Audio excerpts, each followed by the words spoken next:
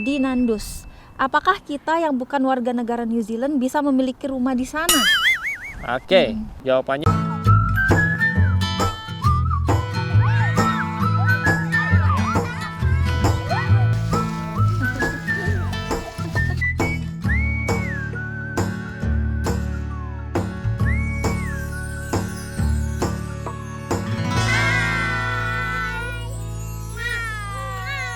halo guys, kembali lagi di channel Keluarga Hendrik New Zealand.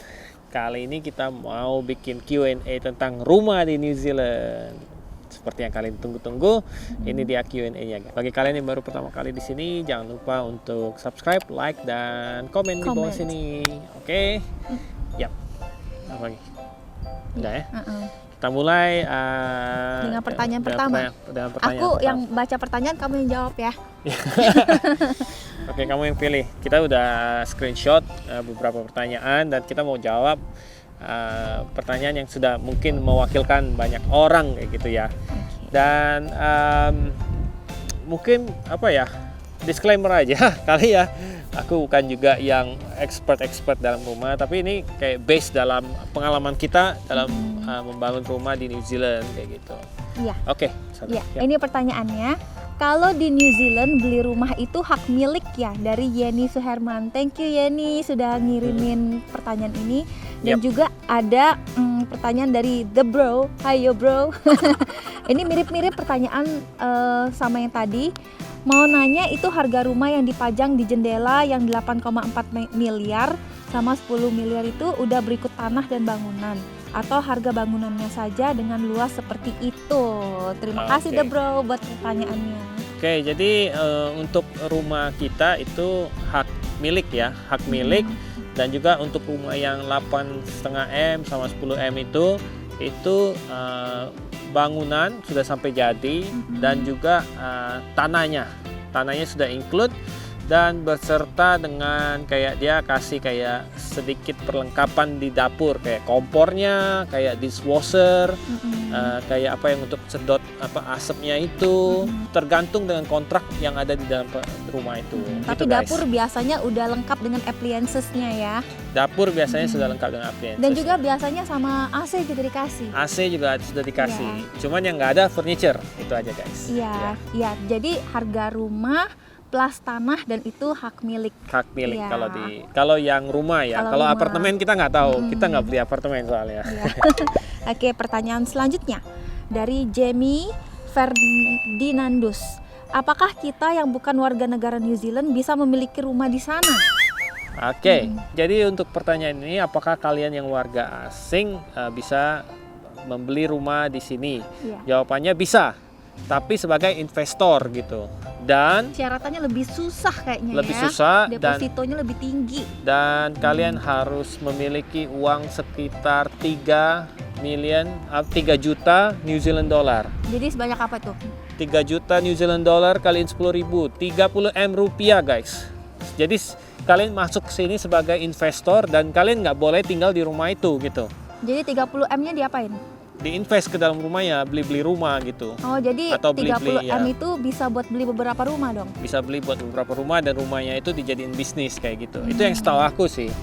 Karena setahu aku kalau mau beli rumah di New Zealand, kalian harus memiliki setidaknya permanent resident. Kalau kita masih kewarganegaraan kita masih Indonesia, warga negara Indonesia, tapi kita memiliki hak tinggal selamanya di sini. Kita udah dapet PR atau ya? Namanya PR, permanent resident. Jadi kalau PR itu lebih digampangin ya sama banknya dibandingkan dengan investor. Investor. Jadi kalau investor kalau duitnya kenceng bisa kok beli rumah. Tapi apakah mereka otomatis bisa dapet PR? Untuk investment ya kayaknya bisa sih.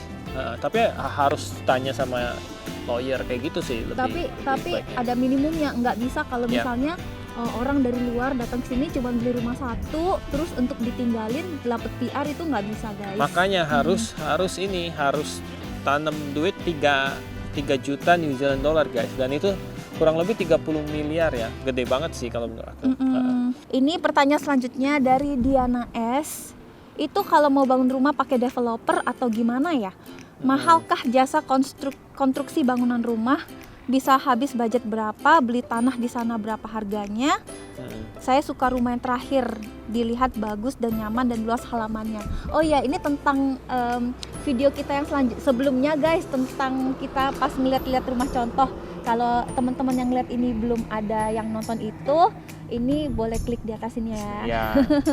Jadi itu biasanya sudah satu paket ya kalau yang Tergantung buildernya. sih. Tapi biasanya kebanyakan sudah satu paket sama builder sama tanahnya itu mereka sudah apa namanya, sudah satu paket deh kayak gitu. Pokoknya kalau kalian mau beli tanahnya, beli sama bangun rumahnya ya sama buildernya itu gitu. Jadi biasa developer kan yang ada tanahnya, terus dia yang ngerjain, dia bagi-bagiin tanahnya, itu namanya di subdivisi ya, tanahnya di subdivision.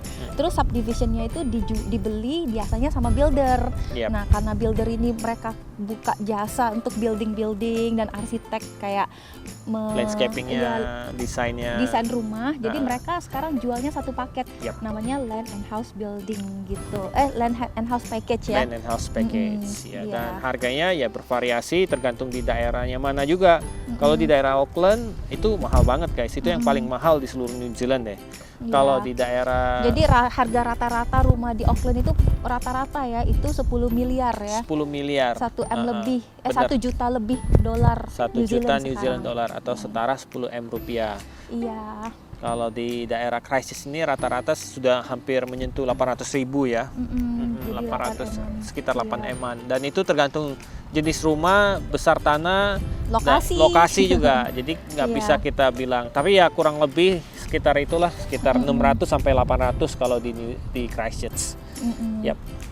Harga di Christchurch ini masih agak rendah dibandingkan dengan kota-kota lain, soalnya waktu itu kan pernah kena gempa, jadi agak stagnan gitu harganya. Iya, ada juga yang tanya kan, Christchurch ini suka sering gempa nggak? Iya. Jadi selama kita tinggal di sini udah 2 tahun, baru sekali kita ngerasain gempa. Dan ya. itu mild banget. Mild banget ya, cuma 3, berapa gitu. Dulu sering dulu yang pernah kalian lihat 10 itu. tahun lalu iya, itu gempanya kenceng banget guys. Ya, tapi sekarang udah nggak lagi kok. Jadi makanya kota ini mulai perlahan-lahan tapi pasti itu dibangun lagi. Tapi jadi keren banget kayak di CBD-nya itu, di pusat kotanya itu tuh kayak ada bangunan antik yang udah dibenerin, jadinya keren banget. Terus bersebelahan dengan bangunan-bangunan yang futuristik gitu. Ya. Jadi kayak wow, kelihatan banget bedanya kayak yang klasik tapi modern gitu. Jadi kalau aku bilang kelihatannya sekitar 5 tahun ke depan kalau udah jadi semua developmentnya yang di kota Christchurch itu mungkin harganya bakal naik semua di daerah sekitar ini. Iya. Jadi bagus sih untuk investasi. Oke, pertanyaan selanjutnya dari AAG 3889.